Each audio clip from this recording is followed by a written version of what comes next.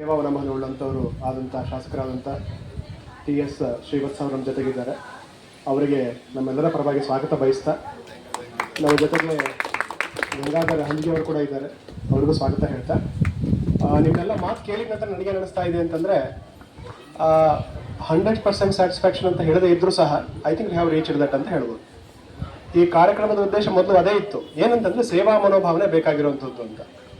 ನಮ್ಮಲ್ಲಿ ಏನಾಗುತ್ತೆ, ಫಾರ್ಮಸಿಲಿ ಆಗಲಿ ಮೆಡಿಕಲ್ ಆಗಲಿ ಎಲ್ಲ ಕಡೆ ಏನಾಗುತ್ತೆ, ತುಂಬ ಯಾಂತ್ರಿಕ ಬದುಕೋದು. ಎಸ್ಪೆಷಲಿ ಸ್ಟೂಡೆಂಟ್ ಆಗಿದ್ದಾಗ ಏನಾಗುತ್ತೆ, ಮಾರ್ಕ್ಸ್ ತೊಗೋಬೇಕು, ನಂತರ ಜಾಬ್ ಸೇರ್ಕೋಬೇಕು, ಅರ್ನ್ ಮಾಡಬೇಕಂತೂ ಮಾತ್ರ ಮೇಯ್ನಾಗಿ ಒಂದು ಓರಿಯೆಂಟೇಷನ್ ಇರುತ್ತೆ.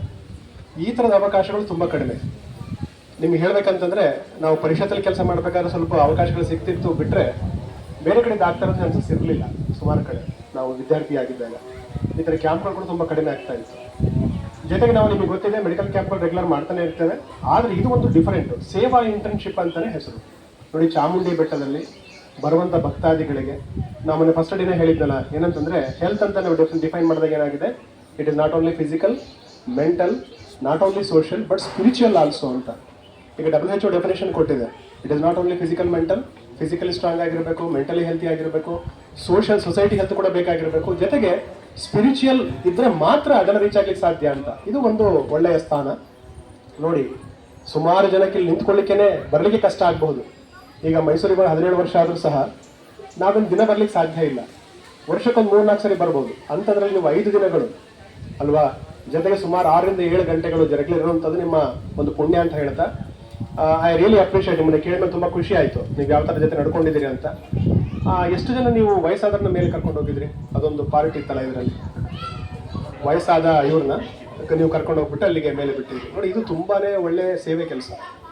ಈ ಔಷಧಕ್ಕೆ ರೋಗಕ್ಕೆ ಔಷಧಗಳು ಕೊಡುವಂಥದ್ದು ಅಲ್ಲಿ ವಿಚಾರ ಇದ್ರೂ ಸಹ ವಯಸ್ಸಾದವರಾಗಲಿ ಸ್ವಲ್ಪ ಪ್ರಾಬ್ಲಮ್ ಇರೋರ ಜೊತೆ ಕರ್ಕೊಂಡು ಹೋಗುವಂಥದ್ದು ಏನಂದರೆ ಅವ್ರಿಗೊಂದು ಕಾನ್ಫಿಡೆನ್ಸ್ ಬಿಲ್ಡ್ ಮಾಡುತ್ತೆ.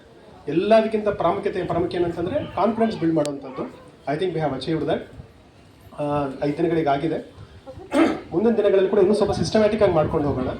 ಇಟ್ ಈಸ್ ಚೆನ್ನಾಗಾಗಿದೆ ಅಂತ ನನಗೆ ಅನಿಸುತ್ತೆ. ನೆಕ್ಸ್ಟ್ ಟೈಮ್ ಏನು ಮಾಡ್ಬೋದು, ಸ್ವಲ್ಪ ಹೆಚ್ಚಿಗೆ ನಾವು ಇವ್ರನ್ನ ಎಸ್ಪೆಷಲಿ ಭಕ್ತಾದಿಗಳನ್ನ, ವಯಸ್ಸಾದವ್ರನ್ನ ಕರ್ಕೊಂಡೋಗಿ ಬಿಡೋವಂಥದ್ದು. ಇದಕ್ಕೆ ಎಲ್ಲರ ಕಡೆಯಿಂದಲೂ ನಮಗೆ ತುಂಬಾ ಒಳ್ಳೆ ಸಪೋರ್ಟ್ ಸಿಕ್ಕಿದೆ. ಅದು ಬರೀ ಚಾಮುಂಡಿ ಕ್ಷೇತ್ರದ ಏನೋ ಈ ಕಾರ್ಯಕರ್ತರಾಗಲಿ ಅಥವಾ ಅಧಿಕಾರಿಗಳಾಗಲಿ ಅಥವಾ ಪೊಲೀಸ್ ಆಗಲಿ ಎಲ್ಲರೂ ನಮಗೆ ತುಂಬಾ ಪ್ರೆಸ್ ಆಗಲಿ ತುಂಬಾ ಒಳ್ಳೆ ಇದು ಮಾಡಿದ್ದಾರೆ. ಅದಕ್ಕಿಂತ ಹೆಚ್ಚಾಗಿ ನೀವು ಇನ್ನೊಂದು 5 ಜನಕ್ಕೆ ಹೇಳಬೇಕು ಇಲ್ಲಿ ಎಕ್ಸ್ಪೀರಿಯನ್ಸ್ ಏನಿದೆಯಲ್ಲ ಅಂತ.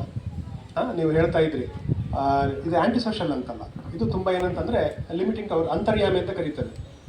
ಜೊತೆಗೆ ಸೇರುವಂಥದ್ದೇ ಒಂದು ಒಳ್ಳೆಯ ಅನುಭವ. ನಾನು ಹೇಳ್ತೀನಲ್ಲ, ಮುಂದೆ 20 ವರ್ಷಗಳ ನಂತರ ನೀವು ಹಿಂತಿರುಗಿ ನೋಡಿದಾಗ ಪ್ರತಿದಿನ ಪ್ರತಿ ಕ್ಷಣ ನೆನಪಾಗುತ್ತೆ. ಸೊ ಅದ್ರ ಪ್ರಕಾರ ಇದು ಸಕ್ಸಸ್ಫುಲ್ ಆಗಿದೆ ಅಂತ ನಾನು ಭಾವಿಸ್ತೇನೆ.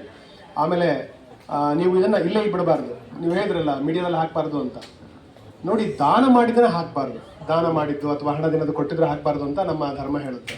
ಆದರೆ ನೀವು ಮಾಡಿರೇನು ಕಾರ್ಯಕ್ರಮಗಳಿದೆ ತಿಳಿಸಿದ್ರೆ ಜನಕ್ಕೆ ಸ್ವಲ್ಪ ಏನಾಗುತ್ತೆ, ಇನ್ನು ಅವರಿಗೆ ಒಂದು ಎಂಕರೇಜ್ಮೆಂಟ್ ಬರುತ್ತೆ.